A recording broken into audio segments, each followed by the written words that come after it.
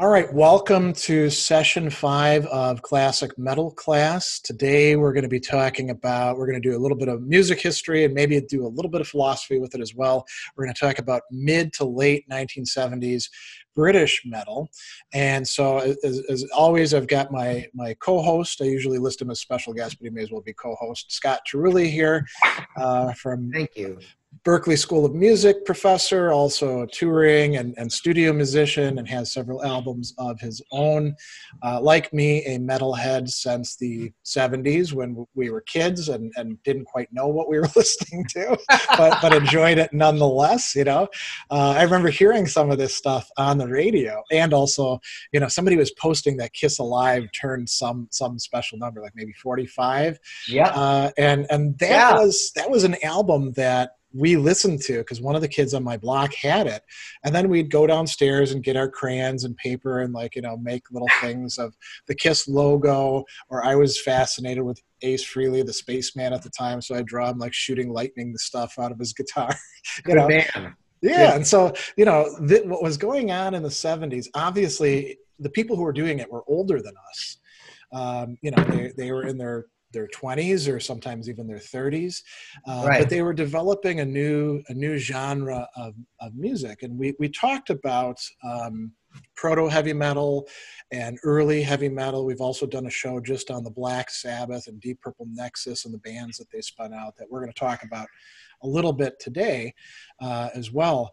But that's the early years of metal, and a lot of people focus on that. And then there's this narrative that's going around, and I'm sure people by this point in time are getting a little bit tired of me bashing Rob Halford for putting this out there, but he does do it. So I'm going to give him one more, you know, little zing. There's this narrative that Black Sabbath and maybe Deep Purple and Led Zeppelin start heavy metal, and, you know, it's kind of, you know, unpopular among the elites, but it gains a following in the 70s. And then the mantle really passes to one band, Judas Priest, which comes on the scene in the mid to late 70s and transforms the sound. And they're the leaders, and all the new wave of British heavy metal basically comes out of them. And parts of that story are kind of true, but the story as a whole narrative is actually false. It's way richer. There's way more cool stuff going on. So what we're talking about today is essentially leading up to the new wave of British heavy metal without actually going into that. We'll do some other sessions specifically on that. And, you know, we can talk in the 70s about there being regional scenes. So I mentioned Kiss, right? Kiss is part of the New York scene or the larger American scene. You know, out in the LA, there's a scene developing as well that some of the British bands would poach people from. You know, Randy Rhoads taken from Quiet Riot for Ozzy Osbourne in you know, in his band is a prime example. So we're not going to talk too much about, you know, LA and New York City or Canada where Rush and Triumph are, you know, in the 70s doing stuff, or Europe where we've got the Scorpions and Accept, or even Japan. We're going to talk just about Britain. And why? Because, you know, there's this intense concentration of metal bands in the 1970s, touring around, going to the pubs, putting out albums, doing the things that form the music. And it's going to culminate in the new wave of British heavy metal, which is a British wave of heavy metal, right? There's some bands that we can call, you know, new wave of British heavy metal sounding outside of Britain, like Oz in Finland, or Riot in you know, the east coast of the United States. So 77, they've got Rock City. They really sound a lot like a new wave of British heavy metal band, but they're not in Britain. So we're looking at what's happening in Britain, and what was going on is the earlier proto metal and early 70s metal are starting to create a new generation. You know, in music, we don't have to go 20 years to have a generation. We can have periods of like maybe 5 years or so. Right. And what's going to happen is the 1970s scene is going to start using this term heavy metal. And there is a difference between mid 70s heavy metal and then what we're hearing in the 1980s. And Scott is going to fill us in on a lot of that stuff for those who might be more used to what was happening in the 80s and those bands, or all the technological stuff that's happening in the 90s onward. So what's going on is something that's recognizable as a genre of music and a set of lifestyles. And I want to bounce this off of Scott, saying maybe not just one single musical sensibility or sound, but like a couple overlapping ones. Maybe we can say something like that is happening, and it's becoming self-conscious. People are saying, "I want to play this kind of music."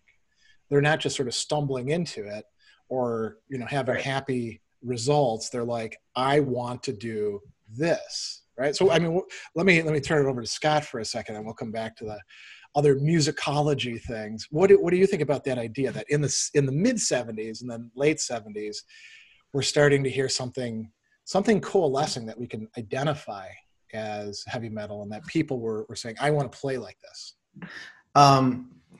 Let's go a step further back. So if we take the British blues invasion with Clapton, Jeff Beck, the Yardbirds, so and all of them said, like, Hank Marvin from the Shadows. If anybody knows that band, the Shadows was a surf band from America, right? And what the Brits were always doing was taking what was going on in America from the records they got in. So if we take Keith Richards, in his book, he says, Mick always had the American blues records. And so we'd go over and absorb it into ourselves. Of course, Clapton, said, Willie Dixon, all these people. And I think we should consider that in the British invasion, because there was a British invasion in blues that was as a result of people from, we could say it's a different culture, England. Yeah. Right? They're going to take these records they bought. And I love that this is a point in time where it wasn't the internet, and it was about who you knew who had money who could get the American records over. Okay. So I want to preface it with the metal thing. So we talk about the LA scene, and we talk about, you had mentioned like Ozzy, Brad Gillis, LA, Jake Healy, LA, Randy Rhoads, LA. Yeah. And even not to jump ahead, but Thin Lizzy, Scott Gorham was taken. Right. Yeah. So Scott Gorham was taken in because Gary Moore had left. Well, Gary Moore had left, but Scott Gorham was brought in, he admits, because, the Allman Brothers were big. Leonard Skinner was big. And this whole, thing of American Southern rock was taking over. So the Europeans were grabbing onto these musicians with a specific sound that they wanted. But, if we take any of these bands, let's see. A lot of, you mentioned the American bands. We should look at all the progressions as it kind of still follows suit, that they take in these records that they get. If we talk about the 70s, they're still trying to import them, right? Yeah. Interestingly, some of the early big British metal bands are including covers on their early records, in part because it was considered like, well, that's what you do anyway to fill up some space. But like Deep Purple's first albums have covers on them, and then they do continue covers like the Kentucky Woman song, right? UFO, Come On Everybody is on the first album. That's kind of a blues standard that they're using, but they're putting a different sound into it. It's getting heavier, it's getting more hard-edged or metallic. Sometimes the songs are moving faster, you could say, I suppose. Yeah, that's fair. Yeah. So the tempo up, and if I can inject some kind of musical thing, let's say we have an eighth note, 1 and 2. Yeah. Well, let's go chord up. 1, 2. I hope I can do this. So it's like 1 and 2 and that's double. Right. But then we get, I don't mean to jump so far ahead, but we get the Maiden Gallop. Yeah. The triplets, right? So the basic pulse is there, but what these British bands were doing essentially was going, okay, here's the pulse. How do we make this heavier? Yeah. So part of it can be adding in other sort of filling up the space within the measures, right? And often, by the way, with a bass guitar. I was going to say too. So there's also like the bass echoing the melody line too. You see that a lot in Black Sabbath stuff, where Geezer Butler, until there's like a break, is playing the same riff as Tony Iommi is, and I think that became very common in early to mid 70s heavy metal, right? I mean, bands still end up using that in the 80s. Like I noticed this when I was playing bass, that on even a really great bassist like Cliff Burton, much of what he's doing is playing the guitar line on the bass. And then we have Lemmy, who we're going to talk about soon, right? Who is essentially using the bass as a rhythm guitar. But let's take Led Zeppelin is fair game, right? Okay, yeah. So Heartbreaker, boom, boom, boom, ba-da-da. Yeah. Or Moby Dick, boom, ba-da-da-da, ba-da. And so what's happening is back here, and stop me if I'm totally getting off subject, but in the Led Zeppelin studio albums, yeah, Jimmy Page has a low gain guitar all the time. It was only live that he had the Marshalls cranked and the orange amps cranked with the Les Paul. But he used Telecasters and Super amps, which weren't very overdriven. Listen to Houses of the Holy. Not much for gain. So you're getting a cleaner sound out of it? Right. A cleaner sound. Thank you. Okay. Yeah, absolutely. So what filled it up was John Paul Jones. Oh, interesting. So if we double this, boom, boom, boom, ba-da-boom, ba-da-da-da-dum. I mean, if for those of us that have heard that on vinyl, it's, it shakes the house. Yeah. I mean, we can talk about two, besides like the how the bass line is constructed. And I don't want to get too far into the weeds just talking about bass stuff, but I do like to geek out of it. Although it's important in this era. Though. Well, it seems like there's two really key elements to producing the heavy sound. One is how much bass is in there. And then the other question would be whether the bass is overdriven or not, right?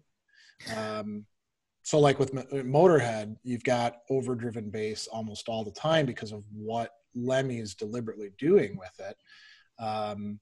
But even with, you don't always have a clean sound on the bass with some of these bands.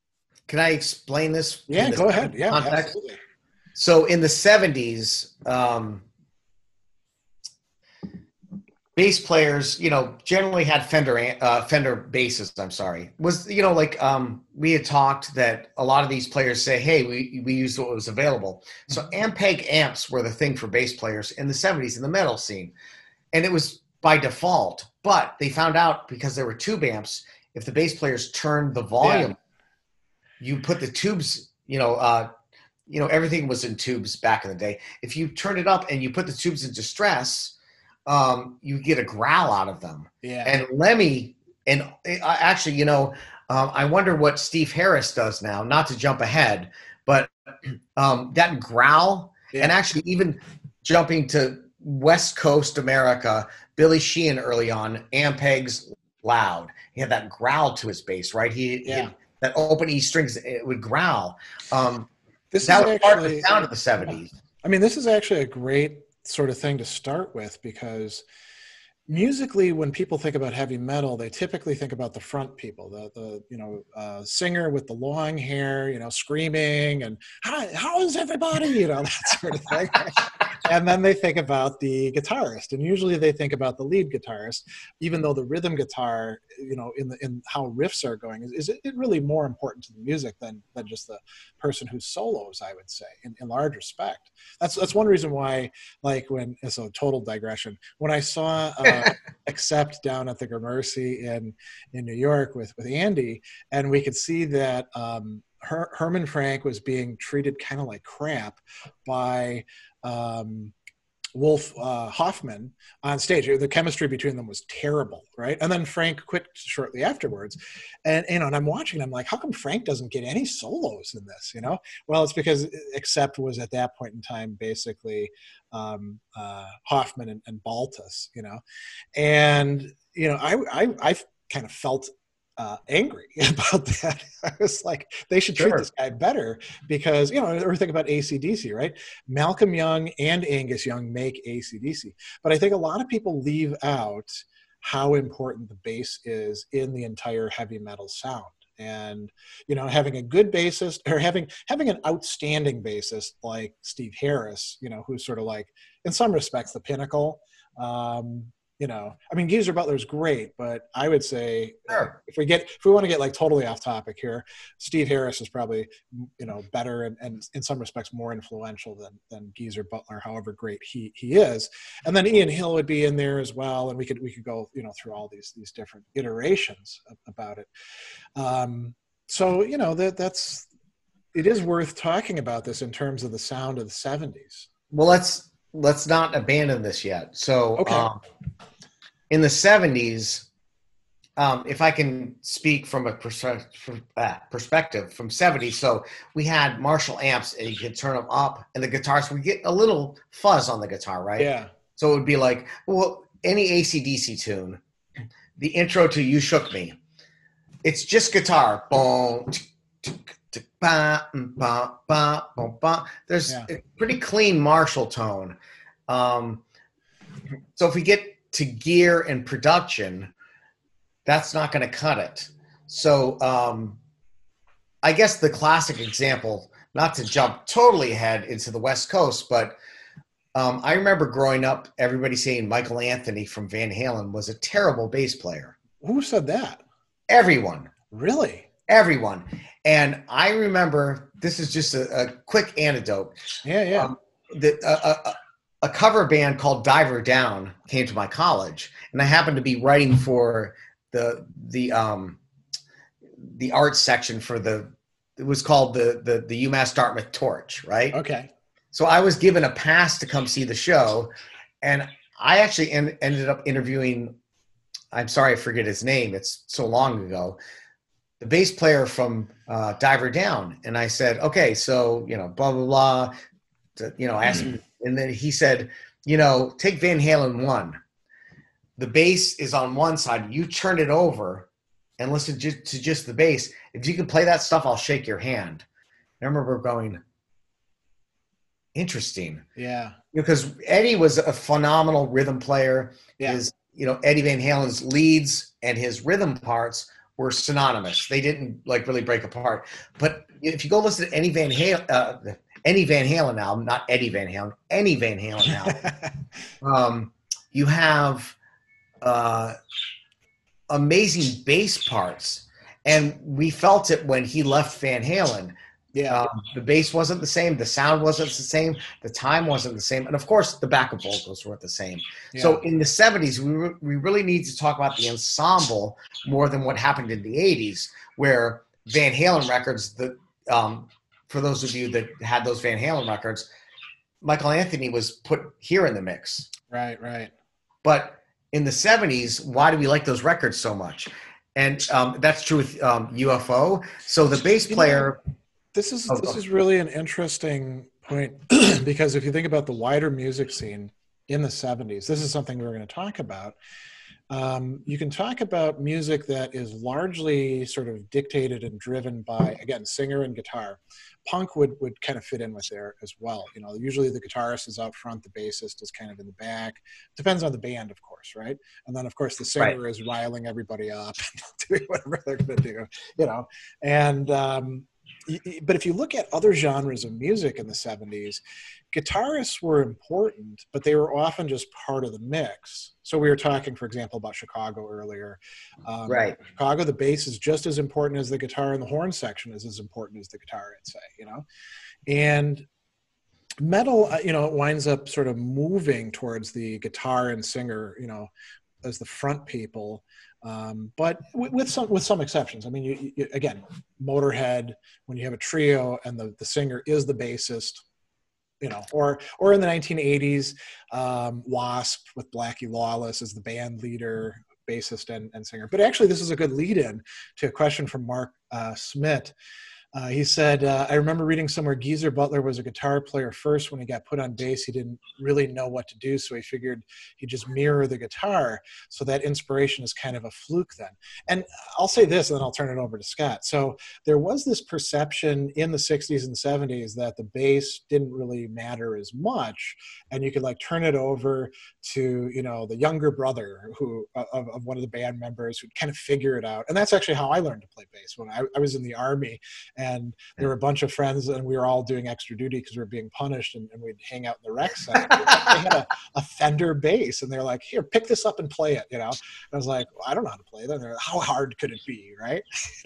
So there was that perception. And then there were a lot of really great, you know, the bass guitar was sort of coming into its own, you could say, in the late 60s and the 70s due to other genres of music. Right.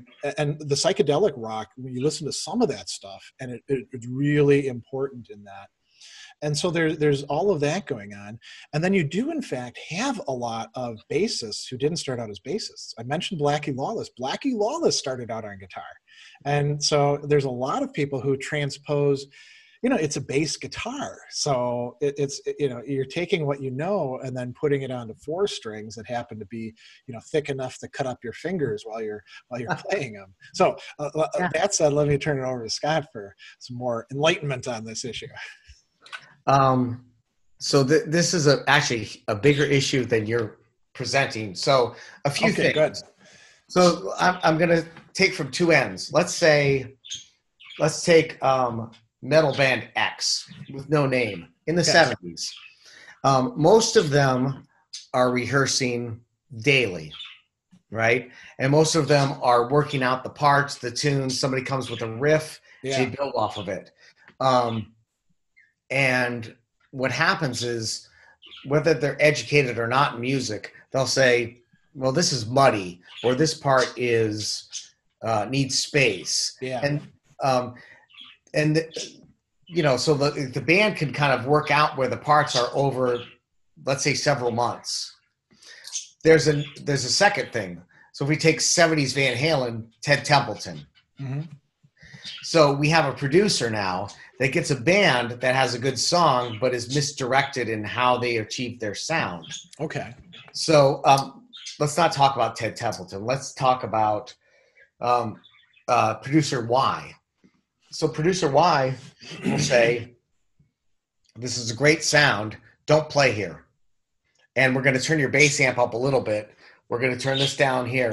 So the producer, Greg, like, you know, off record, I've talked to you in the past, the producer is pretty much the referee. Yeah. Right. Yeah. So if you take a band like, let's say if Saxon was, because they're a band, let's say you guys go in the studio and work out the album. Well, there's going to be fights. Why don't I have the longer guitar solo? Why is my bass not as loud in this mix? Why is this? And you have friction that will delay it and may tarnish the thing. A lot of bands bring in a producer because they are the referee. So, hey, I've got this killer riff, and the producer might be musical enough to say, yeah, but it's not serving the tune. Well, let's talk about 2 really important British producers. I mean, there's Don Arden, right? And you know, Sharon Osbourne. She starts out as Sharon Arden, right? Well, yeah, right, yeah. Well, he puts a manager. Yeah, but then there's also again associated with Black Sabbath, Roger Bain, right? And he plays an important role, but then Judas Priest says that's why Rock-a-Rolla sounds the way that it did. He had such an important role in deciding what went in, and they weren't exactly happy with it. In a way, they thought Rock-a-Rolla wasn't as heavy as it ought to be, you know? Well, that's the problem. So, like, here's is dichotomy the right word? Maybe. So dichotomy of, let's say, Greg, you and I do a duo record, bass and guitar. Okay. And we're not this pedantic, but, well, Greg, your bass is overpowering my guitar and I don't have enough solo section. Yeah, well, Scott, you want to be the center of attention. Da, da, da. So you bring in a referee. Yeah. And a producer is not just a referee. A producer makes sure the performance is correct. They make sure the sounds are correct. They make sure that everything fits, the way it should musically. Yeah. But so let's say we brought in a producer X, and said, okay, Greg, you have this great bass sound that's unique to you, and I want you to do this here. And then you're like, oh, but then Scott's going to get a longer solo. And then Scott, your solos shouldn't be 16 bars, it should be 4 bars. Oh, then Greg's getting all the attention. So the problem with the plus and minus of producers is the producer's intention is to make it art. Yeah. And I will call metal art. It is art. Oh, definitely, yeah. And you and I don't have egos as people, but let's pretend we did, right? And let's not pretend that Blackmore and all these people did not have egos. So yeah. If you bring in producers, everybody's going to be mad. They might go to the interviews back when we were young, Circus Magazine or yeah. And they might say, well, the last album was a little soft for me. It was because of this producer. But the fans bought it. And now we're, I hate to say it, but we're like 30, 40 years past some of these going, you know why this worked? Because X, Y, and Z with the bass and the guitar, and this had the thing, and they added the keys in this part.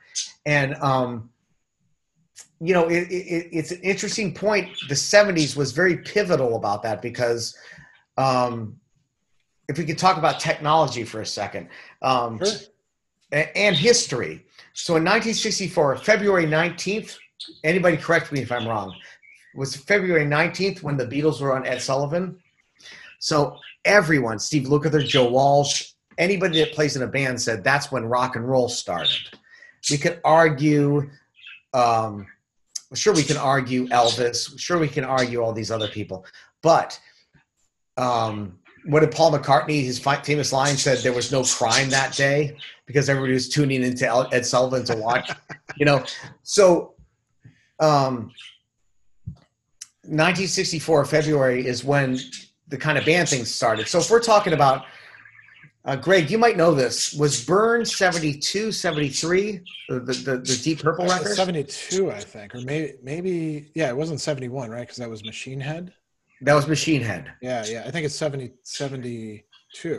So if we take history, rock music, post-Beatles has only been around 7 years. Now let's put that into perspective. That's 2012 or 2013, 2014. Now let's say a music style started in 2014 or 13. And then, well, I don't know what to compare it to, but, the Beatles come on Ed Sullivan's show. They changed the world. We're wrong. It's 74, so it's considerably later. Burn. Burn is? Recorded in 73. Yeah. That's right. So, okay, so 65, so 9 years. Yeah. Now, yeah, and you think about what else is going on in 74. So that's the start of the period that we're going to talk about in musical history. You've already got, several more things from Budgie, who started in 71. You got great sweatshirt. Moving along. Yeah, somebody gave it to me as a birthday present because it was my 50th birthday recently. Awesome. So I thought, since we're doing 70s metal, I would wear that. What else is going on? Black Sabbath is still churning stuff out. Outside of the scene, we have things happening in the Americas. There's things that are ostensibly heavy metal happening there as well. So you're right. Yeah, from it's a very short period of development, and so that's a good lead in back into the. Let's concentrate on the mid to late 70s and the British, but there are a few things before we finish up with the bass and riffs and stuff like that. Let's take a few of these questions here. Yes. So Alfonso says, this reminds me of the issue of Jason Newsted's bass disappearing out of the And Justice for All album, which I think was 88, right? As guitar distortion increases, bass mimesis becomes redundant to where they become expendable, even though the guitar isn't covering those bass frequencies, but are more prominent in the mix. And I think that's right. I mean, I think myself, this is totally controversial opinion, that although actually some of Injustice for All is still Cliff Burton playing on the tracks, but I think that because they recorded some of the stuff before, right, Metallica reaches, in my view, their sort of apex with And Justice for All. They were on a musical trajectory. It was becoming heavier and heavier and heavier and faster and crunchier in the thrash movement. So they're not just doing what they're doing. You've also got them reacting to what Megadeth is doing, long-standing rivalry between them. Metal Church is on the scene by then, doing interesting things. And I was struck when I listened to And Justice for All. I was like, this is the end of a possible move of development. And then everything after that I really was not interested in when it comes to Metallica. Just like I'll admit I'm kind of a snob when it comes to this sort of stuff. Scorpions, Love at First Sting, last good album. Animal Magnetism, it's okay, but it's not Scorpions good. Van Halen, I never got into the Van Hagar era, sad to say. And fair. I tried. I even saw them in concert. It's fair. No, it's a fair distinction. Yeah, but there, I think Alfonso's right. There is bass on it, but the bass is like lost. And you can say similar things like with Black Sabbath's Born Again, which featured Ian Gillan on vocals. Bad production on that. It's a great album, and it got panned. And I think part of why it got panned, besides the terrible album cover, was the fact that it wasn't mixed well, and the bass kind of drops out, Can I interject on this one? Yeah, and maybe some other examples where similar things happening, where the bass is just kind of getting lost. So I want to explain why. Okay. So Alfonso, this is an outstanding point. Thank you for bringing this up. So the 70s, we had we're talking about technology now. So Marshall had their 60s and 70s amps, which if you cranked them up, give you a little grit, and the guitarists use that because as far as pedals, or if you don't know, there's guitar effects that you could plug between your guitar and the amp. But in the 70s, there wasn't a lot. There was a fuzz pedal that Jimi Hendrix used, right? We all right. Woofy sound, like using like all along the Watchtower. And so what happened in what you're talking about in Injustice is we see the emergence of the JCM 800 is a Marshall amp that was, the 800 was equivalent to the 80s version of it. The 900 was the 90s version, which in my personal opinion is the worst, muddiest sounding amp. The JCM 2000, which was 2010 or 2010. So this is a great observation you have, because before, I mean, maybe you do know this, Alfonso, but if anybody doesn't hear, Leo, I don't want to go on too long, but Leo Fender always wanted clean amps. So in the 50s, he had tweed amps for country players. But then people found out if they turned up the volume knob, it would get it, distorted. Yeah, you can always do something different than the original developer of the technology intends for you, right? So then he came out with the blackface amps, which had more headroom. So you turn it up to 6 and then start getting that distortion. Then he sold it to CBS, the CBS, and they tried to make more clean headroom for the guitar, right? Because Leo Fender's from Fender amps, Fender guitars, we know Fender Stratocaster. Their thing was clean headroom, clean guitar. Don't put our tubes of distress. So what happened was Marshall, the amp company, and this is very important because in the 70s, everyone played Marshalls, right? I don't care. Eddie Van Halen, as a side note, got one of those attenuators you put between the wall socket and your amp, and you turn down the power, and it puts your amp into distress sooner. Huh. Which he destroyed many amps, but he was ready to hand. So to get to the point of the fall of the bass from the 70s is, let's take, I don't know, this is the first album that comes to mind, 5150. Yeah. 86, Van Hagar. The guitar is brilliant, but if you listen to that record, let's take Summer Nights, all guitar intro. But if you listen to headphones, it's covering this frequency. The low is punching, the high is super high. That leaves this much for Michael Anthony. So now we start we start noticing the bass less. Yeah. So Injustice for All is a great example of, well, the bass was here, the guitar was here, but together they made this. Yeah. Oh, sorry. This. So it reminds me of something that we've talked about before when we would, say one of us would go to a show and say, how was the show? And we'd talk about one of the key problems for mixers is not screwing up the bass. And, you go to some shows and you can see the bass is playing and the song in your head, what the bass line ought to be. And you're like, I'm not hearing the bass line. I'm hearing thump, thump, thump, thump, thump, but I'm not hearing actual notes. Where the bass is effectively being transformed into purely a rhythm instrument, like a set of drums. And I think that detracts from it. And it's a sign of somebody who's not a very good mixer or somebody who'd be sabotaging the You're correct, but also it was the trend in guitarists. So the first couple Rat albums were good. Or better than good, but not to bring into the West Coast again. But yeah, when I saw Rat in '87 or whatever, the guitar was so overdriven with the JCM 800s with the mods. Now, what I mean by mods is guitarists would take these amps and have their techs put in an extra switch to make more gain. And if you think of the spectrum, this is very important to think about. The distinction between the 70s and the 80s is, in the 70s, you turn it up and you put up all these frequencies. The mids would be there. The mids would be present. The bass would be missing. Yeah. You'd have some dirt, but the bass player would cover that frequency. Right. What happened in the trend, even Randy Rhoads was starting to do it, but he was too early. So if these people had mods, and John Sykes, if we take from Thin Lizzy, Whitesnake, he started having JCM 800s. If you look at it, it had 2 gain knobs. Now the bass player has no frequency to reside in.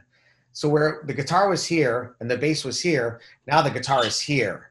Yeah. Where does the bass go? Well, in a live set, it's boom, boom, boom, boom, boom, boom, yeah. like Greg said. And that's where technology and trends kind of,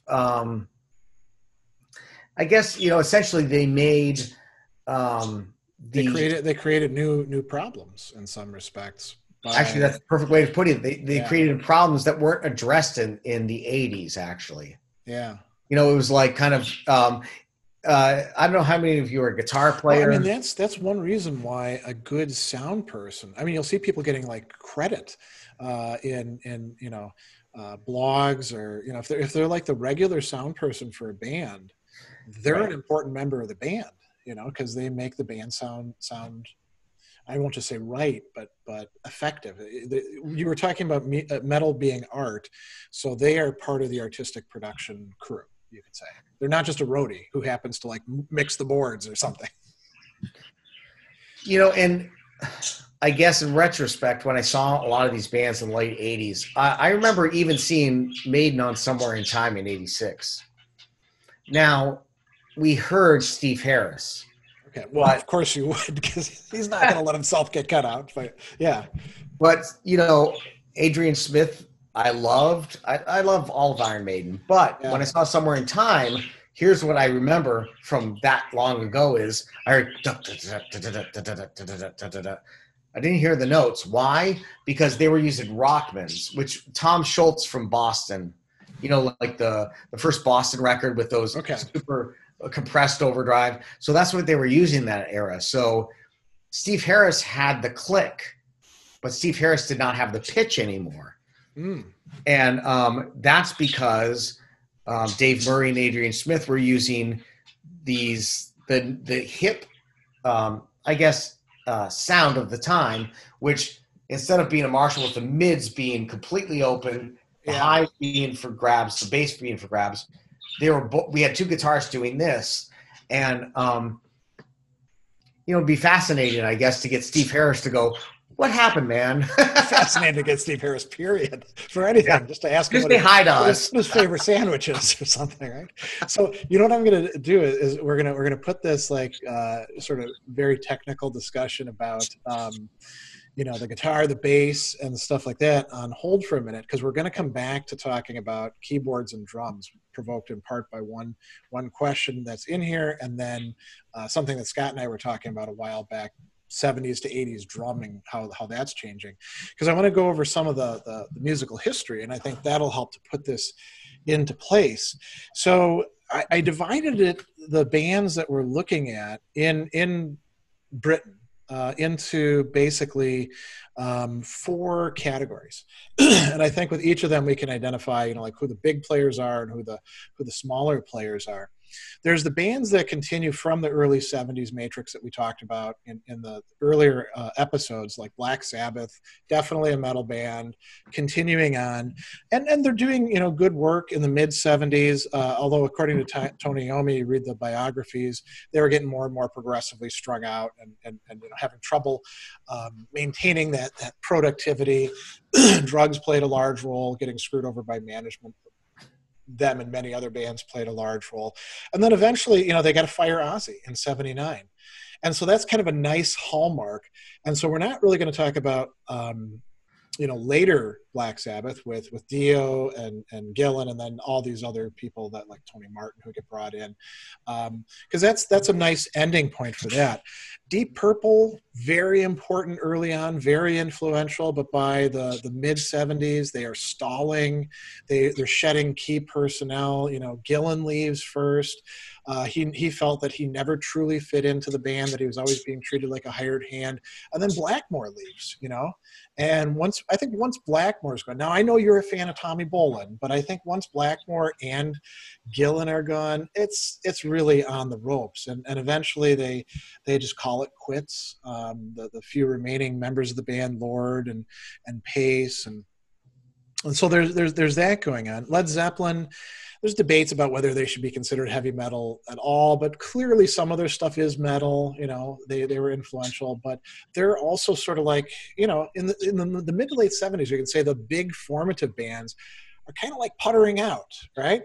They need new blood if they're going to survive, like Black Sabbath does, or they're going to break up. And in Led Zeppelin's case, obviously it happens because of a death. Uriah Heap is another really important band, as is UFO. Uriah Heap, kind of inconsistent performances, but they just keep plugging along, and they attain a sort of stable lineup by the late 70s. They're moving a bit away from their fantasy themes to sort of hard rock and AOR sound, but they're also in concert, so they can't get away with not doing Easy Living or not playing The Wizard or stuff like that. Once you've got a legacy, you're kind of stuck with it. UFO is really kind of a different thing. So you look at the first 2 albums and you can say, well, parts of this are metal, like Boogie for George, metal classic, right? But until they actually get the stable lineup they need in terms of guitarists, they're not really a metal band. They're sort of a metal adjacent band at first, and then they become part of the metal scene in the 70s. And it comes with getting Michael Schenkner, right? From poaching him from the Scorpions. Before that, though, it's interesting. Do you know who else they had as guitarists? Other people important in the scene. Bernie Marsden, who's going to show up later on, like in Whitesnake, right? And Larry Wallace, who be with the Pink Fairies, but plays for a little while in Motorhead. So they're a band that's kind of on the rise. Although by the end of the 70s, Schenkner is on his way out, in part because he's just an unmanageable diva who just doesn't want to play full shows and is getting in trouble. And then we've also got Budgie, the band that I've got right here. And they don't get enough love, I think. They're a trio out of Wales. They have a lot of great stuff. Unfortunately, a lot of it isn't available in iTunes right now. I'm not sure exactly why, but they're a metal band, and they're touring with all these other bands, So there's this, you can say, this classic metal scene. I want to include Hawkwind in there, even though they're really more space rock and psychedelic stuff. But they're important because some other stuff you could say is metal, they're important because Lemmy's going to come out of them. So that's like the older metal scene that's continuing forward. Then we have the bands that spin out of these. And so we have a whole new set, Rainbow, right? Ritchie Blackmore's Rainbow. First, now it's debatable whether the stuff in the 80s is really heavy metal. Is Street of Dreams more pop than metal? I mean, it got included on like Masters of Metal, but I think it was almost like getting grandfathered in. Compare that to Man on the Silver Mountain, that's metal, well, really anything off the first three albums. And there you've got, Ritchie Blackmore as the band leader, but you've also got Ronnie James Dio contributing. And then you've got whoever it is that Ritchie Blackmore hasn't fired yet playing. And so these really great musicians cycle in and out, which included first like all of Dio's original bandmates and Elf. Bane and all of them, right? Yeah. Well, Bane was an interesting one. So he's coming down from Scotland, and then I know he pops around and plays in a lot of other people's bands. You could say that Ritchie Blackmore, in some sense, he's kind of a jerk, right? Because he'd hire people, not like them, fire them. But you worked with Ritchie Blackmore then. So it meant that you could get other gigs, and you could also commiserate about what a miserable jerk Blackmore was and get some sympathy. So you got, as Frank Zappa says, how you get your name in the paper. So yeah, exactly. so you got Rainbow is really part of this scene. What else? Motorhead. Motorhead is I don't know if we could call them a spin-off band. I mean, if Blackmore, Rainbow can be a spin-off of Deep Purple, then sure, Motorhead can be a spin-off of Hawkwind, however different they sound. But Motorhead brings in first Larry Wallace and then Fast Eddie Clark, and Wallace leaves and Clark stays. And now you've got a band that's producing a different kind of sound, a different range. Some people want to say, oh, it was influenced by punk rock. Yeah, I guess to a certain extent, but you listen to like what Lemmy's actually doing in Hawkwind and then what he's doing in Motorhead, and there's a continuity there, We've also got Coverdale and Whitesnake. Now Whitesnake is putting out albums towards the end of the 70s, but first it's the David Coverdale band, the David Coverdale Whitesnake band. And it's pretty bluesy, but there is some metal edge to it, you could say. Now, Scott and I were joking about this the other day, that Coverdale didn't seem to have an awful lot of imagination when it came to song lyrics and themes. It's mostly all about screwing, in one way or another. Which is fine. Yeah, I mean, exactly. It's sort of like a representative of the LA scene in. That's true. Right. Absolutely. So not to interrupt you, Greg. No, go ahead. You're on a roll. But, Coverdale, I had pointed out to Greg the other day on a meeting that it wasn't, Whitesnake slided in. That's like Spinal Tap. But he had some other tunes and albums that were just so unclever. Yes. Right? But I will say the sonic edge of it. You do Sex Cells. Yeah, but you're right. It is good music, though, Right. So there is a distinction between the people that appreciate lyrics with the music or just the music and not the lyrics. But anyways, I music digress. To party to. That's Please go sure. on. Yeah. Well, the other bands that I was going to talk about that are spinning out of Deep Purple. And so you've got Gillan, and Gillan produces his own, he's got a project that's a little bit more fusion jazzy. Maybe that's where the Spinal Tap period about that came out of. But then he eventually, by like 78, he's put together a stable set of musicians, and he's he's producing metal with them. And a lot of it didn't have the it was sort of like the stuff that was big in Europe and Japan, but didn't really make it in the States and Britain, unfortunately.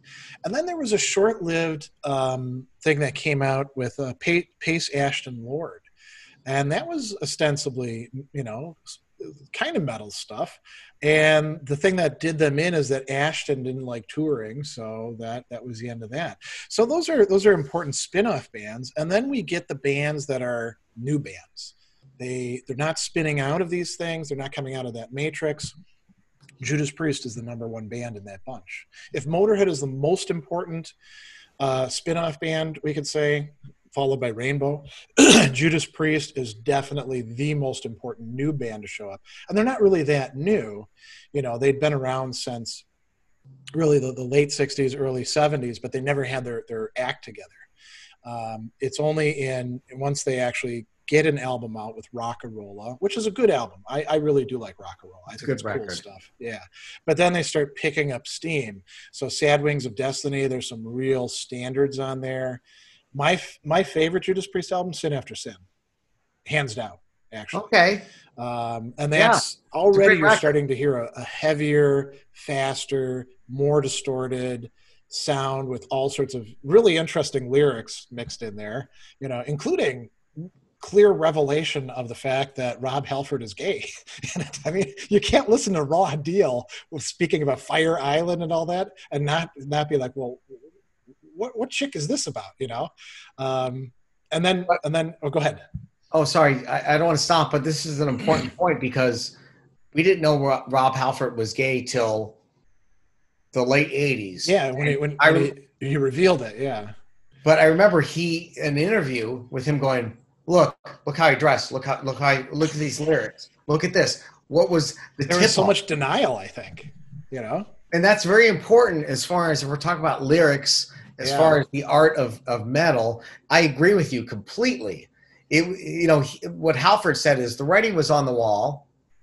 Yeah. And in the songs. Well, that's what I mean. Yeah. Anyway, sorry. And in the lyrics and album notes, Yeah. So anyway, Judas Priest. Yeah, I mean, we're going to talk a bit more about them specifically in a bit. You listen to the progression. Then you got Stained Class. That is definitely hard edge metal. And then they're moving into Killing Machine or Hellbent for Leather is still in that 70s era as well. So a lot of really important stuff going on, I'm sorry, Hellbent for Leather was before British Steel? I'm sorry, British Steel was after that. Yeah. Okay. Killing Machine and Hellbent for Leather, same album called different things, yeah. See, Greg knows. Well, I bought these tapes back then, too. I know, me too, but I switched those two by accident. Sorry. Yeah, well, because they both have dark sort of album covers, right? Right, sure. And then so then we've got Judas Priest, and we'll come back to them in a bit. But there's some other bands that are important in there as well. I think it's Mark who, in a social media post, brought up Magnum. So their first album comes out in '78. You do, and interestingly, if you watch Always Sunny, Charlie often has a Magnum shirt on, and so you listen to them, and they're a good metal band. They're one of these bands that unfortunately things did not come together right for. Their first album actually did quite well. They toured with Judas Priest and Whitesnake and Blue Oyster Cult in the '70s, so important band. I would say the most important band next to Judas Priest though would be Saxon. Saxon is formed in '77, and their first album is coming out just at the end of this era in '79. So a lot of people would say they're much more new wave of British heavy metal, and we will talk about them when we get to that. But they do have their origins there. And then there's another band that, again, things didn't come together for, Quartz, who I like quite a bit. And this is a band that Tony Iommi was promoting. He helped out with their managing and mixing and stuff like that. He did the producing. Their first album comes out in '77. It's good stuff.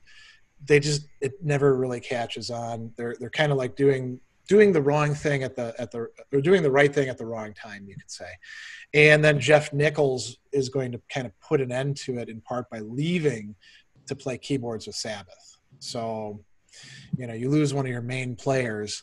And then I think we can also talk about metal adjacent bands that are coming out, and they're part of the scene, because when we listen to heavy metal, although we had people who were metalheads, there were always other bands that they were listening to. At one point I was like, there's this whole hard rock universe that would be whatever you'd like be hearing in the back of some dirtbag older cousin's car. Maybe that's how we need to think about it. And so who would that include? I would say that includes Thin Lizzy. Thin Lizzy isn't really heavy metal, although people would kind of like pull them in and say they are, but they're really more of a fun hard rock band. They're not really British either. They're Irish, but we can let them cross the Irish Sea and get in. And then we could talk about Nazareth. Is Nazareth really a heavy metal band? I would say no. Although Hair of the Dog, I would say, is a metal album. See, Hair of the Dog. I'm sorry. Yeah, go ahead. That gives you the same. How we always talk about. When you hear it, when that song comes on, man, I'm like in metal zone. Well, that whole album, Beggar's Day off of that album. I agree. Please Don't Judas Me, But I've listened to other albums by them, and I'm like, well, I mean, it's good hard rock, but it's not. Something came together. They had some sappy ballads also along the way. Oh, yeah. Love Hurts. Love Hurts, exactly, yeah. which Aerosmith covered. Yeah. But I agree with Hair of the Dog was like one of those records you could put the needle on and metal out to. Yes. Right? Yes. So when you hear it, I would agree that they have, let's say, metal credibility. Okay, that's an interesting way to talk about it. So let me throw a couple other bands at you and see whether you'd say they fit in there. I hope I know it, but Foghat. Is Foghat metal? I would say no. I would say they're metal adjacent. They're rock and roll. Yeah, and they're fun to do the kind of metal things you would do, like have some beers and you could headbang to it. Although it's more, I guess it's more dancing music, right? But let me contradict you with Back in the Saddle. Okay. You can bang your head to Back in the Saddle, but Aerosmith's not heavy metal. I would say that like early Aerosmith is arguably American 70s heavy metal. Like Make It, I don't know, Make It from the first record. Yeah, I mean, by the time that we get into the 80s, yeah, I mean, they're trying to capture the same audience as heavy metal, but they're more of a pop band, Oh, but that's what Diane Warren wrote for them. Okay. So they had a writer for them. Diane Warren wrote, for those of you that don't know, she bringing in the horns and all that sort of stuff. And, yeah, so she wrote like 2,000 hits in the 80s for everybody. Oh. So she wrote. And so Aerosmith is using her stuff? But the metal part, if we want to talk about metal as a sentiment, yeah, they don't play those Diane Warren songs in concert because they didn't write them.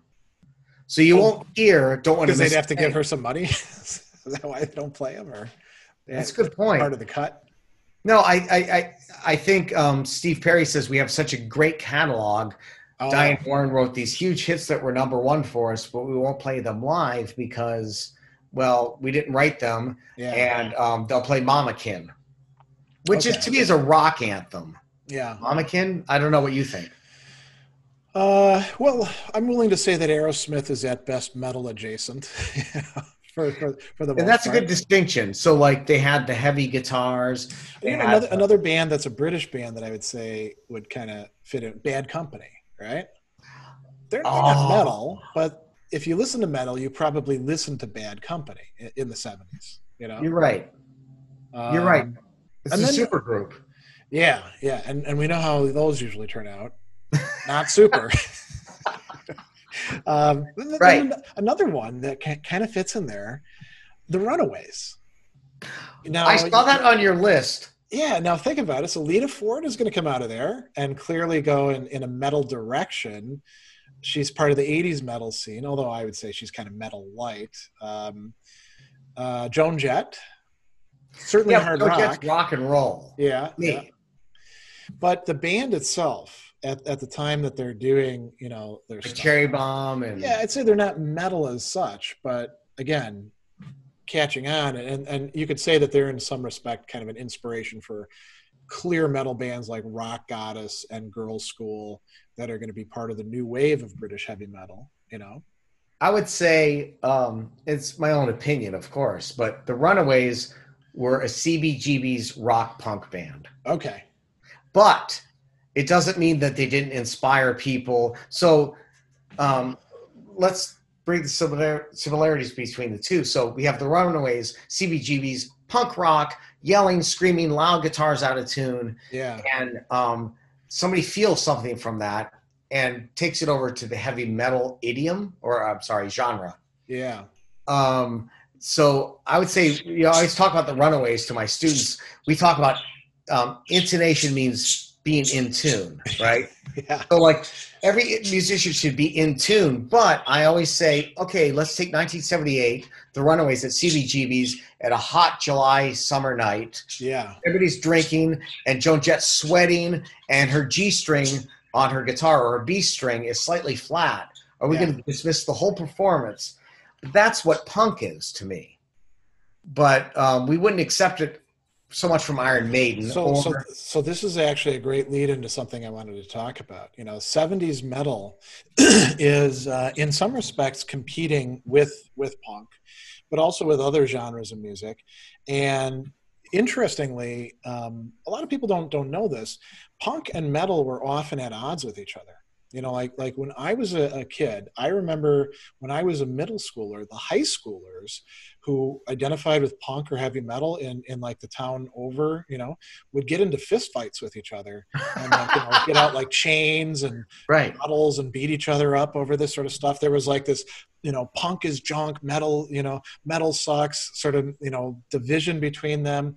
And there were at the same time, though, a lot of crossovers. And this is more of an issue for like the bands that we're calling new wave of British heavy metal. So Paul Di'Anno identified as a punk singer. Steve Harris says Iron Maiden was never about punk. It was always fast because we wanted it to be fast, but we actually like knew what we were doing, Right.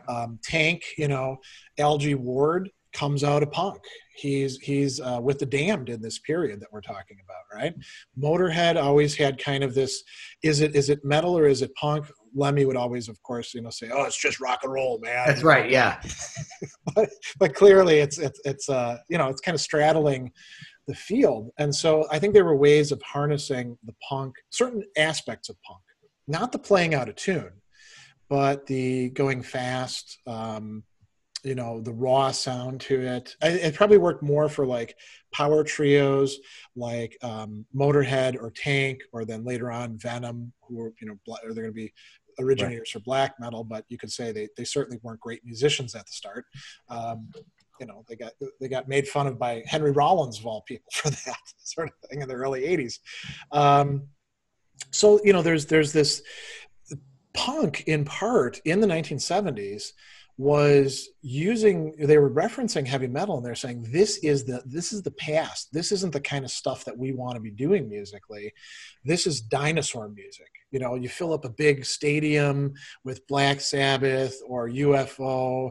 Look at these old people. Now we're the young crowd, and so for a lot of people, especially within the sort of more educated music scene, heavy metal in the 1970s became a term of opprobrium, something that you would use to write people off. It's just a heavy metal band. So the revitalization, here's the point that I'm coming to make, the revitalization of heavy metal through Judas Priest, through Motorhead, through, I would say, Rainbow as well, and through some of these other bands in the era, that's part of the story that I want to tell, that they showed that this genre wasn't dead. And that even though like Deep Purple might be falling apart and Black Sabbath might be turning into quite a, crap show with, a singer that you can't trust and, their music, it's debatable. I mean, if you ever listen to Never Say Die, it is not the best Sabbath album. Sorry. What were you going to say? And a bad album cover too. It's horrible. So yeah. It's okay. But It's decent stuff. It's just not Sabbath quality, right? exactly. Well put. Yeah. So the dynamism of these newer bands or newer arrangements is really, I think, an important part of this story that we're telling here. And they had to overcome, punk, and they also had to overcome like disco becoming the thing. In the mid to late 70s, a lot of music was getting drawn in that direction, in a more, you could say, poppy direction, right? So go ahead.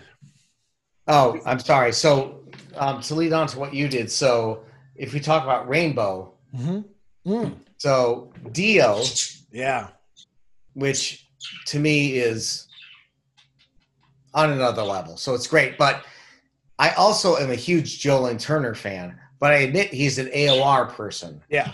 Got the great. So when Final Vinyl came out, do you remember the Rainbow record, Final Vinyl? It was the live record. It included all the singers except Stone Cold. And Joe Lynn Turner was an amazing singer. I thought it was an amazing band. I did not consider them metal, but I consider them fantastic. Now, right after that, Joe Lynn Turner put out Rescue You in '85. And so what you're saying is, out of this heavy sound, we still had heavy guitars, but we had prettier voices and prettier melodies. Oh, yeah. That's when we're getting into things that are more poppy metal, right? And you're right. AOR. Adult-oriented rock or melodic rock. But also the glam scene to a certain extent, in that the power ballad became this really important thing, so that, bands that were pretty hard, at least at the start, like think about Motley Crue, for example, right? So Home Sweet Home. And Home Sweet Home is a power ballad, right? When Theater of Pain came out, I was kind of disappointed, Me too. Yeah, I mean, I was, Motley Crue and Rat were like neck and neck for me, and Rat continued on putting out great stuff. Rat, some of their stuff is kind of soft. They have power ballads too, as do the Scorpions. But later on, the Scorpions, absolutely. Yeah, they never made the transition into like, this is kind of schmaltzy, So it didn't work. Yeah. In my opinion, but they made a crossover to a new audience. But I'm going to interject and say something that you all can bash me on. Okay. And Greg and I joke about Kiss because we both love Kiss. Yeah. And Ace Frehley Kiss back in the 70s was amazing. But if we're talking about power ballads on your subject, Reason to Live by Kiss on Crazy Nights, written by Paul Stanley and Desmond Child, is in my top 3 greatest power ballads ever written. Well, we should forever power ballads. What's that? A show about what power ballads are and whether they're really metal or not, and what makes for a good one. I mean, think about some of the ones the Scorpions have.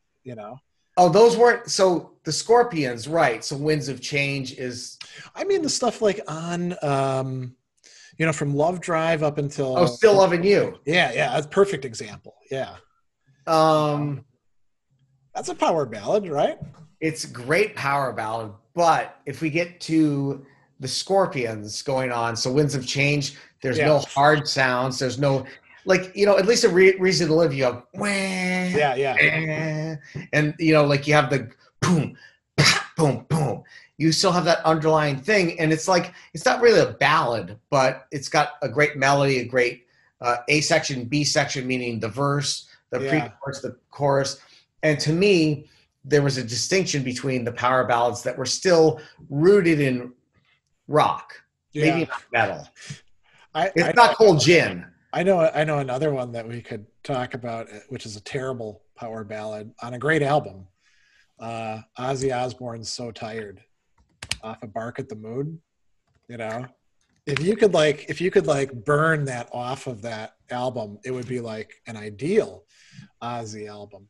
But oh man, that was Goodbye to Romance. Well, that's an interesting one. I think Goodbye to Romance is way better But it definitely is a power ballad, right? Can I interject for this? Sure. I'm sorry. I don't mean to hijack this, but No. So Randy Rhoads was a big student of a Spanish composer named Leo Brouwer. And so Diary of a Madman, that intro is all Leo Brouwer stuff. And really? It was classical guitar. So what Randy brought to the table was what he considered evil sounds from an older composer, Leo Brouwer. And he was studying the pieces, and he brought him to Ozzy, and Ozzy said, that sounds like the devil. You know, so like the intro to Diary of a Madman, that whole song it's a slow song, but it's devious, it's dark. Yeah. Goodbye to Romance was also kind of a Leo Brouwer thing, although it's da da da da da. It's a pretty melody, but Randy Rhoads, as far as like bringing Leo Brouwer's a 20th century composer, right? A guitar composer. But he was so immersed in it, and he found these dissonant sounds he brought to Ozzy. So can we make it? Where they're incorporating dissonance in the right way to create a musical effect is what you're saying, right? Exactly. So what happened was he would play Diary of a Madman. It was dissonant, evil sounding but still could be accepted by the sensitive layman's ears, right? So at the time when that record came out, I wasn't playing guitar yet, but it gave me kind of this feeling, right? Yeah. And well, in your teenage years, you have all sorts of feelings coming up, right? Right. No, you're right. No, I'm just joking around about that. Yeah. But like Mark, you make a great thing. Goodbye to Romance. We're taking Leo Brouwer, a Hispanic composer. I think I'm pretty sure he's Mexican. Okay. I should know this because I should know it.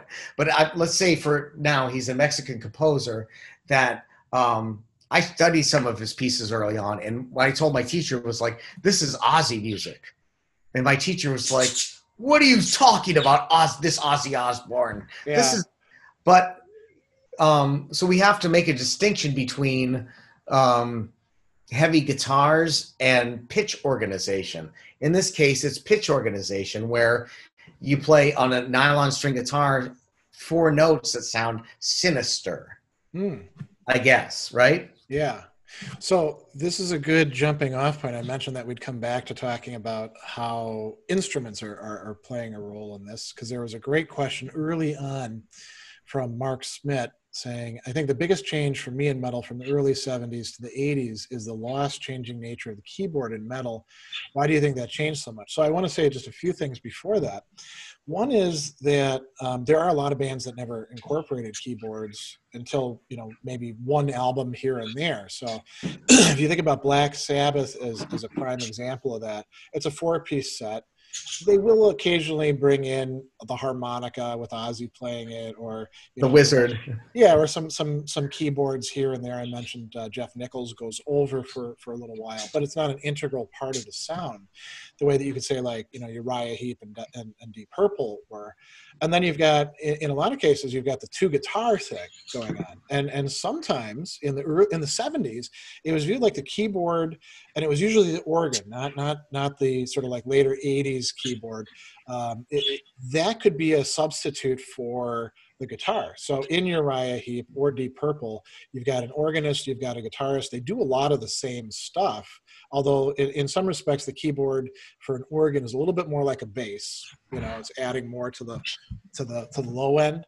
But in a lot of cases, the riff is being done by the keyboard. So in a 2-guitar band like Judas Priest, you don't need a keyboard, until you get to Turbo, and then it's not actually a keyboard. Guitar synths, right? Or Iron Maiden, right? Another 2-guitar band. Or even some of the power trios like Budgie doesn't really use keyboards. It's, guitar, bass, drum with one person on vocals, and same thing with Motorhead, right? Lemmy doesn't really need a keyboard. As a matter of fact, I don't know how you'd fit one into most Motorhead arrangements to make it work. No. But, there are quite a few bands that do have keyboards. So, Rainbow brings that in from Deep Purple, I think. I kind of think that Ritchie Blackmore is like, well, 5-piece band, now I'm in charge, got to make it look like Deep Purple. So we'll do that, right. I mean, who else had keyboards going on at the time? Whitesnake, right? Whitesnake had keyboard stuff. In 87, yeah. Yeah, Gillan did in his. UFO would bring in keyboards every once in a while, but they're not that important. It's mostly, 4-piece, guitar with Michael Schenkner. Of course, he's going to take center stage, and then bass drums and all that. So there's the important, whether keyboards are important, and then there's the change in the keyboards. And I would say one of the big changes is going from organs to keyboards. Right. And so here I'm going to turn it over to Scott, who knows way more about this stuff, especially the 80s incorporation of keyboards, But let me ask you this, though, as sort of the jumping off point. Do you think I'm right about, you could sub a keyboard and a guitarist as sort of like units within a band? So like maybe if you have a keyboardist, you don't need a rhythm guitarist, or do you think I'm off on that? You're not off on that. So a few things. So the 70s, we had monophonic keyboards, which means the keyboard could play one note at a time, not a chord. So you couldn't get like a synth and play like a chord. You played one note. Like Mr. Crawley, even in 81, there was 2 keyboards. Or if you ever saw Yes with Rick Wakeman, there's like 6 keyboards because they're all monophonic, meaning they can play one note at a time. So if you took 3 keyboards and played 3 notes, that would make one chord. Now, I'm guessing about 84, we came out with Roland came out with the DX7, which was in 83. So now you started hearing things in 83, 84 that started filling more space with keyboards. Now, Rush is, what are we going to call Rush, first of all? Not metal. I would say that some of the stuff they do is metal. So I'm happy calling them metal adjacent. The earlier stuff is more metal. So I think one of the great, So I think one of the great guitarists was Alex Lifeson, because he was in, Rush was in the 70s. He had a certain role. Now the 80s came out, production changed. So the producer would say, "Here's this new sound. We're utilizing it." Alex Lifeson, if you listen to Hold Your Fire. If you listen to anything after that, he stopped playing full chords, but he started playing up higher on the neck and coming up with creative parts to stay out of the range of the keyboard. So guitar parts changed with the DX7. DX7 Jump, right, from Van Halen. So you notice Eddie's playing different on these records. He's not playing these full chords. He's playing like this low note. He's playing some fills. And then go ahead. Well, I was going to say, I'm thinking about like Rainbow's use of keyboards and how different it is in the 70s stuff to like Street of Dreams, different. I mean, there's different keyboardists, but there's different approaches to it. I would say the older Rainbow stuff was more kind of like organ driven, the way that Deep Purple was. Or you think about organs, you could play chords, but they used it in a smaller range. Yeah. So think about like Dio and Holy Diver, that album. Some of the songs, the keyboard is basically just sort of like propping up the guitar, but on some of them, like Rainbow in the Dark, I mean, you can't have Rainbow in the Dark without that keyboard. What is it? A keyboard lick? What's the equivalent of a? No, it is. Yeah, okay. It's a keyboard part, but Vivian Campbell at the time, the guitarist, was faced with, your parts can't include these 6 notes in a chord, right? But they can include what fits around this, which is the main riff. Okay. So guitarists had to start thinking about how they fit in. Yeah. Yes, if that makes sense. Yeah, which wouldn't be an issue if you didn't have a keyboardist, though, right? Well, right. If this was... So if you're a Motley Crue or you're Rat, you can do whatever you want. Well, Not absolutely everything that you want, but, you don't have to, like, compete with a keyboardist in some respect. Well, it depends, on the producer, I have to say. So if they if they're saying, look, do your thing, we'll add keyboards after, right? That's different. So, hey, Mick, do your thing, and we'll make the keyboards fit. However, like I'll speak from my own experience because I can't speak for Mick Mars because I don't know, but I have walked into some session where they say, here's drums and bass. We need you to come up with a part, this, and then after the fact, they'll make keyboards fit the parts. However, I've come into, we have a piano part, an acoustic guitar part, a 12-string guitar part, a nylon string guitar part, a piano, and here's guitars. And so there's a lot of frequencies that I have to come in and go, okay, where do I fit in? Now, a lot of times people will hire me as a session player, and this happened in metal bands, by the way. I mean, let's not debate Warrant for a second, but okay. But you know, without naming names, some of my friends played guitar on the Warrant albums. It wasn't the guitars from Warrant, so they would say, disguise your sound, and here's the final track. You need to place your guitar parts so it fits. We're calling you because you're a one-take person. You know how orchestration works. But not to digress, but what's his name? Famous guitar player with Carole King he started with, Jackson Browne, Don Henley, Danny Kuchmar. Okay. If anybody knows who Danny Kuchmar is, he was a big session guitar player. And he actually came to Berkeley and hung out a year ago, and I hung out with him a little bit. And I was intrigued because he played on Carole King records. He played on Don Henley's Building the Perfect Beast. So his experience was a few things, three things. It was getting the call at 2 a.m. saying, we have this guitar player that can't play in tune. Can you come here now and replace the parts? Right? Yeah. Then there was the come here, we have charts, interpret the charts, and make music with what you hear. That's 2. Excuse me. 3 is working with Don Henley through Building the Perfect Beast. So what I asked him was, what's the difference?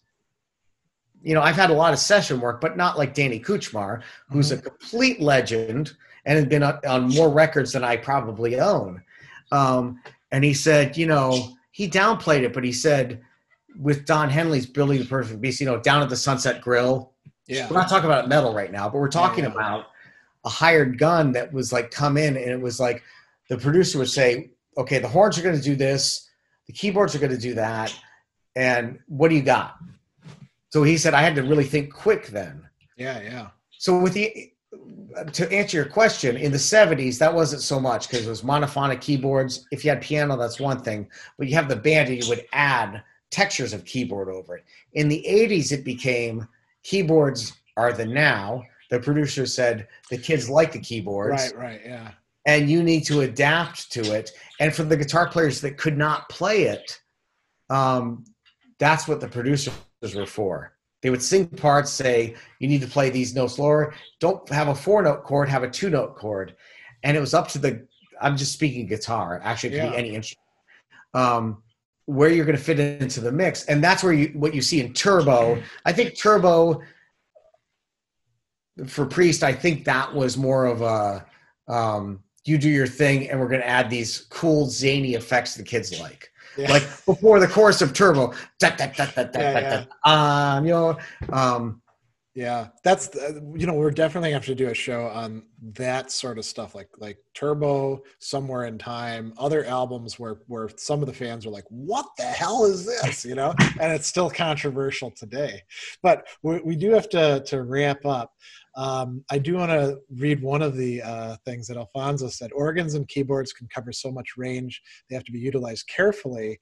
In rock, there was flexibility and presence because they can blend from a background to lead depending on the arrangement and keyboard instrument at hand. I think that's quite right. Yeah. And there was another thing I wanted to read as well from Mark that'll be a good launching point for bringing this discussion to a close.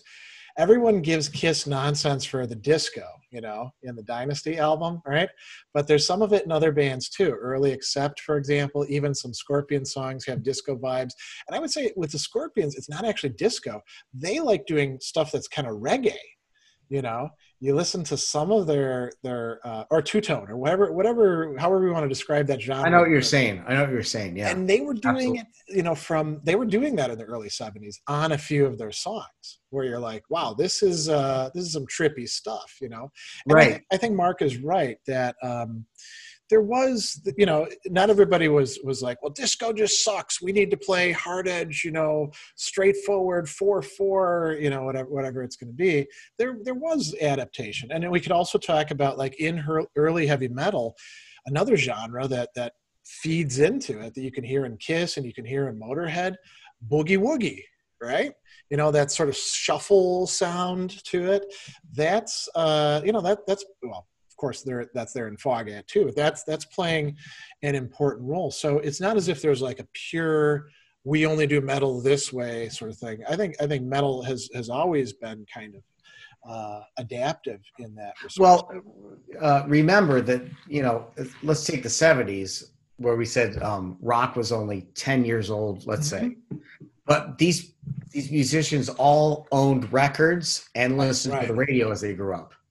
Right. And went to clubs where they saw other people performing and interacted with them. It wasn't as if there was just a heavy metal scene that's it belonged to. Yeah. I wanted to say something about, I'm trying to find the comment you just said. Oh, is it Mark or the? Yeah, it was the one you just read from Mark. About everyone giving Kiss nonsense for the disco. So let's talk about that Dynasty record. It's actually pretty good. Shandy, that's on that one, yeah? Shandy's on that. Yeah. Shandy's an amazing tune that I swear Joe Walsh stole from. It's best known for "I Was Made for Loving You." Okay, but that was the Studio 54 hit. Yeah. But what about "Sure Know Something"? What a great freaking rock! Right. Yeah. I mean, I love that record, and we have to talk about production and era. So they went in and the record company says, you need to do what the kids are liking now. Studio 54 in America it was Studio 54 then, around then, but like it's, disco's taken over the Americas. So Gene's going to do the two part, like the 2-beat bass thing. But Sure Know Something is absolutely a great tune. Shandy, certainly, that's fantastic writing, actually. If you listen to the melody and the chords, that's Paul Stanley going, I can write a tune. So the production might be a little different, but Dynasty was a great record. So we could take Dynasty right now and say, hey, Paul, Gene, and whoever's in the band, we're going to take these songs and we're going to make them heavy. We'll keep the same melodies, the same chords, but we're going to change boom, bop, boom, bop, boom, bop, boom, bop to boom, boom, boom, boom, boom, boom. Yeah. And there you have. So it's a matter of taking songs Paul wrote and the producer or whoever going, well, let's make it more disco. Okay, so instead of do, it's boom, bop, boom, bop, boom, bop, boom, bop. Yeah. So it's a subtle difference, but Sure Know Something is a classic to me anyway. I don't know how you feel. Yeah, if you think about it, I mean, Kiss in that era also made the solo albums, right? Where each one had their own thing. And when you listen to Gene Simmons, man, it's all over the map. It's completely the most all over the map one. Yeah, totally. Yeah. I mean, some cool stuff came out of those albums. Well, the Paul Stanley one was unreal. Well, and the Ace Frehley one too. Yeah, those two are my favorite ones. Yeah. So we're going to have to do one about American metal in the 70s as well, and we'll hash out whether Aerosmith could be considered metal adjacent or not. But I mean, Kiss and some of these other bands, we'll definitely talk about those. So this is a good chance to bring things to a close. Right. We put in an hour and a half and we did cover the things we wanted to cover. Hopefully everyone's got a better sense of what was going on in the 70s that was, moving us towards the sort of like, almost like, the 70s was a great period. The 80s metal just explodes. And so we're going to talk about that in a number of sessions later on as well.